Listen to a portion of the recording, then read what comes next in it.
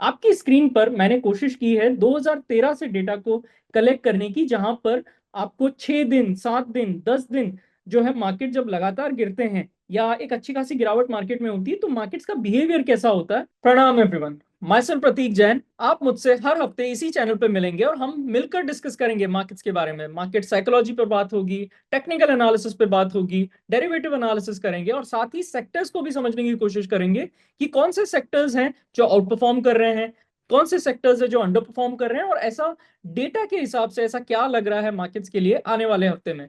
चलिए शुरू करते हैं। फ्रेंड्स, वीडियो शुरू करते हैं डेटा के साथ। तो आपने सभी ने देखा होगा मार्केट जो है लगातार लाल निशान में बंद हो रहे हैं। सेंसेक्स हो या निफ्टी हो, लगातार जो है गिरावट की तरफ बढ़ रहे हैं। बाकी सेक्टर्स में भी प्रेशर हमको दिख रहा है, स्मॉल कैप हो या मिड कैप हो, सभी इंडाइसेस अच्छा खासे जो है पैनिक वहां पे हमको नजर आ रहा है। लेकिन मैं यहाँ पे ये नहीं कहूंगा कि मार्केट्स ओवरसोल्ड है या फिर कितने जो है मार्केट्स में रिवर्सल आने वाला है या नहीं। यहाँ हम बात करेंगे डेटा के हिसाब से। आपकी स्क्रीन पर मैंने कोशिश की है 2013 से डेटा को कलेक्ट करने की, जहां पर आपको 6 दिन, 7 दिन, 10 दिन जो है मार्केट जब लगातार गिरते हैं या एक अच्छी खासी गिरावट मार्केट में होती है तो मार्केट्स का बिहेवियर कैसा होता है, ये समझने के लिए मैंने जो है स्टडी की थी। उस स्टडी को आप जो है स्क्रीन पर देख ही रहे हैं। तो यहाँ पर क्या एक कॉमन चीज नजर आती है कि मार्केट्स जो है जब इस तरह की गिरावट दिखाते हैं तो वहां पर एक कंसोलिडेशन होता है, वॉल्यूम्स के अपटिक भी आप देखिए, और साथ ही उसके बाद में एक अच्छी खासी ग्रेजुअल रिकवरी हमको देखने को मिलती है विद टाइम। तो यहाँ पर बहुत जरूरी क्या हो जाता है, एज एन इन्वेस्टर बहुत जरूरी होता है कि अच्छे बिजनेसेस, अच्छी सेक्टर्स की जो है हम पकड़ जो है बना के रखें, अच्छे सेक्टर्स को फाइंड करके रखें, अच्छे बिजनेसेस को फाइंड करके रखें और उनमें पार्टिसिपेट करने की कोशिश कर सकते हैं। एज ए ट्रेडर बहुत इंपॉर्टेंट हो जाता है कि जो स्टॉक आउट परफॉर्म कर रहे हैं मार्केट्स को, उनकी एक लिस्ट हम रेडी रखें। तो ये तो बात हुई निफ्टी की। आपके लिए होमवर्क है कि आप दूसरे सेक्टर्स में भी अगर इस तरह का कुछ डेटा आपको मिलता है तो आप जरूर उसको जो है शेयर कीजिए। तो फ्रेंड्स, अब हम बात करते हैं सेंसेक्स की। सेंसेक्स का टेक्निकल एनालिसिस जब हम करते हैं फ्रेंड्स, तो यहाँ पे पता चलता है कि सभी मेजर मूविंग एवरेजेस के नीचे सेंसेक्स ट्रेड कर रहा है। फिबोनाची के 61.8% जो लेवल है उसके भी नीचे अब सेंसेक्स ट्रेड करता हुआ नजर आ रहा है।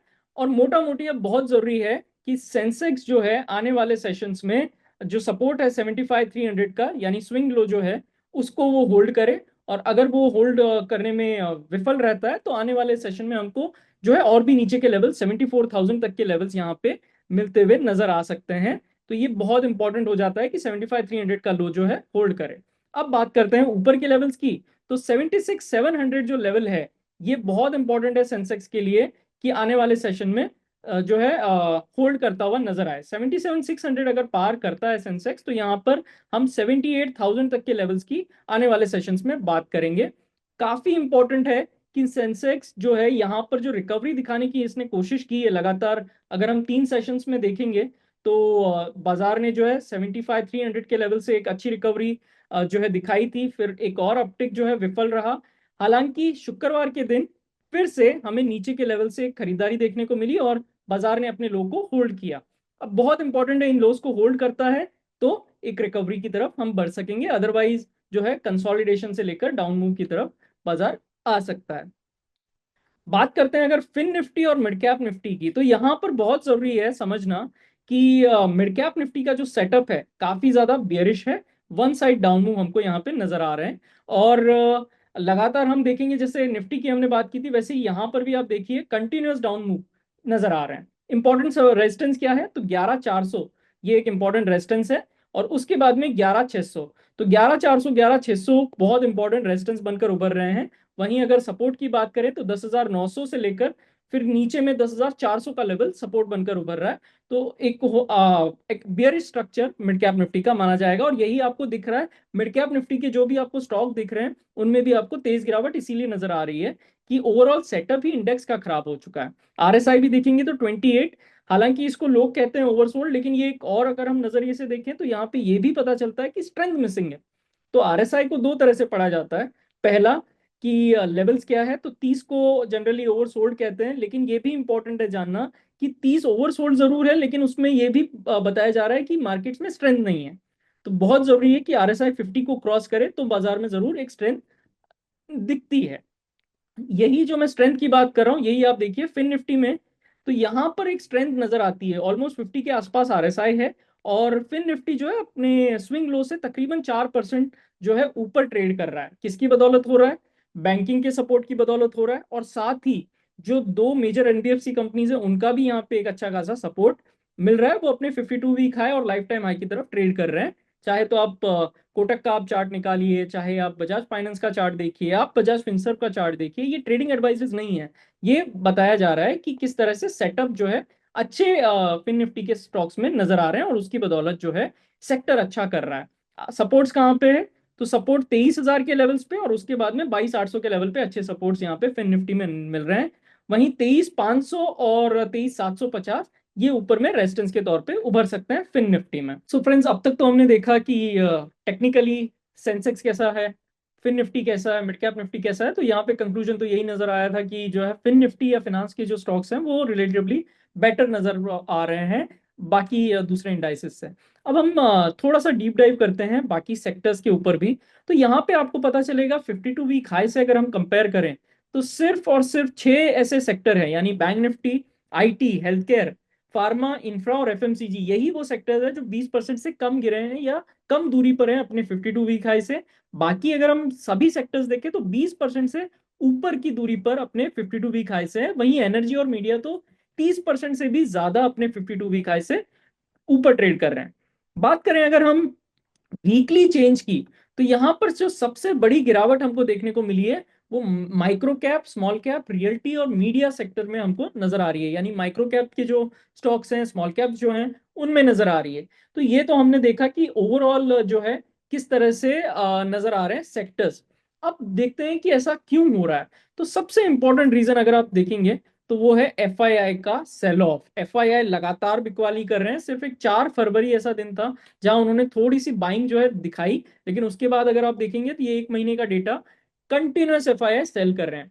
हालांकि बहुत अच्छी बात है कि डीआईआई जो है मार्केट को सपोर्ट करते हुए नजर आ रहे हैं, लेकिन जो है ओवरऑल अगर हम प्रेशर देख रहे हैं तो एफआई की सेलिंग की वजह से दिख रहा है। एक और डेटा मैं आपको यहाँ पे दिखाने की कोशिश करता हूँ। ये है कि कितने जो परसेंट स्टॉक्स है वो अपने रिस्पेक्टिव मूविंग एवरेजेस के नीचे, एक चार्ट भी आपको स्क्रीन पे नजर आएगा। यहाँ पे दिख रहा है कि अक्टूबर के बाद एक अच्छी खासी गिरावट जो है अगर हम देखेंगे मार्केट ब्रेथ में नजर आई। यानी कि जो परसेंटेज ऑफ स्टॉक्स है वो अपने 10 ईएमए, 20 ईएमए, 50 ईएमए जो लेवल्स होते हैं सपोर्ट के या डिफेंस के, उनके नीचे ट्रेड करते हुए नजर आ रहे हैं। तो ये डेटा भी बहुत इंपॉर्टेंट होते हैं, और ये शेयर करने का रीजन सिर्फ इतना ही है कि आप मार्केट को सिर्फ एक नजर से नहीं देखें, आप एक ओवरऑल जो है व्यू मार्केट का लीजिए कि मूविंग एवरेजेस के थ्रू कैसा लग रहा है, आरएसआई क्या बता रहा है, सेक्टोरियल इनपुट्स क्या है मार्केट के अंदर। तो बहुत सारी जब आप चीजें को अलग अलग तरह से देखते हैं तो एक अच्छा खासा एक ओवरऑल व्यू आपको मार्केट्स का मिल पाता है। तो ये तो बात हुई मार्केट ब्रेथ की। तो चलिए अब हम बात करते हैं गोल्ड, सिल्वर और क्रूड ऑयल की।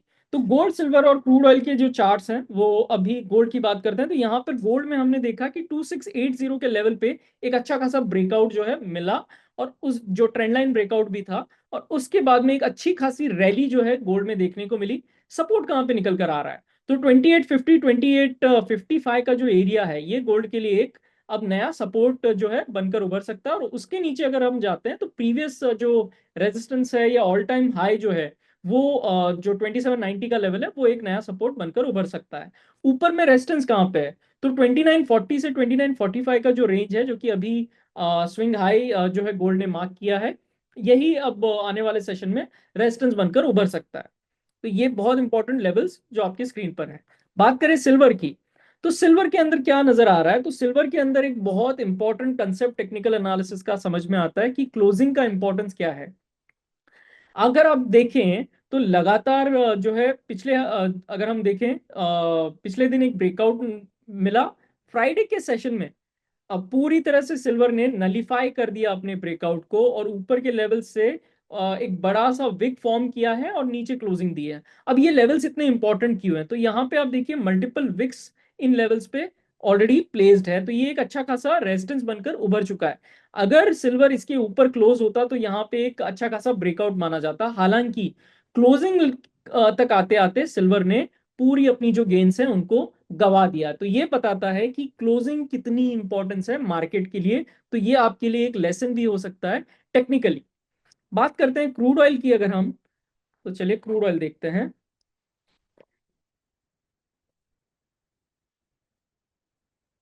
सो क्रूड ऑयल अगर हम प्लेस करते हैं चार्ट्स पे, तो यहाँ पर बहुत इंपॉर्टेंट बात ये नजर आती है कि ऊपर में अच्छी खासी सप्लाई हमें नजर आ रही है, और लगातार जो है डाउन मूव क्रूड ऑयल में दिखाई दे रहा है जो है सेकेंड वीक ऑफ जनवरी से। और अब क्या इंपॉर्टेंट हो जाता है, तो 69 का लेवल क्रूड ऑयल के लिए काफी इंपॉर्टेंट है।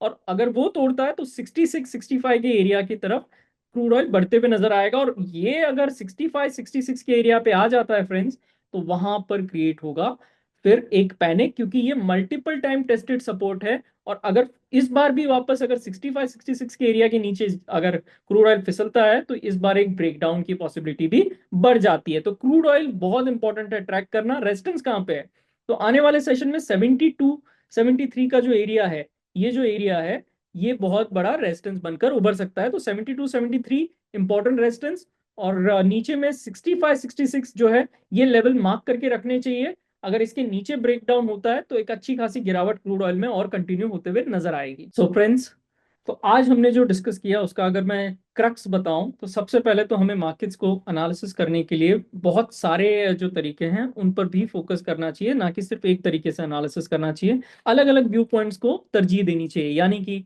आरएसआई के थ्रू भी, मार्केट ब्रेथ के थ्रू, एफआईडीआई डेटा, और मूविंग एवरेजेस का डेटा क्या कह रहा है, साथ ही ऑप्शंस जो है वो क्या इंडिकेशन कर रहे हैं, सेक्टर क्या बताने की कोशिश कर रहा है।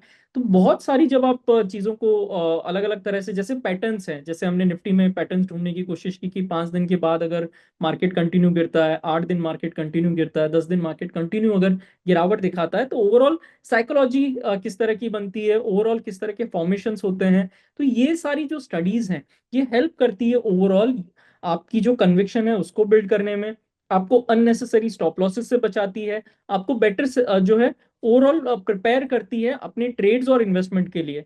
सो मुझे उम्मीद है ये जो लर्निंग्स है वो आप ध्यान रखेंगे। साथ ही जैसे सिल्वर का एग्जांपल था, वहां पे हमने देखा कि क्लोजिंग की वैल्यू जो है उसका इंपॉर्टेंस कितना सारा है। तो इस तरह की जो स्टडीज है हम आने वाले जो वीक है उसमें भी करने की कोशिश करेंगे, और अलग जो भी हैपनिंग होगी मार्केट की उस पर भी हम बात करेंगे।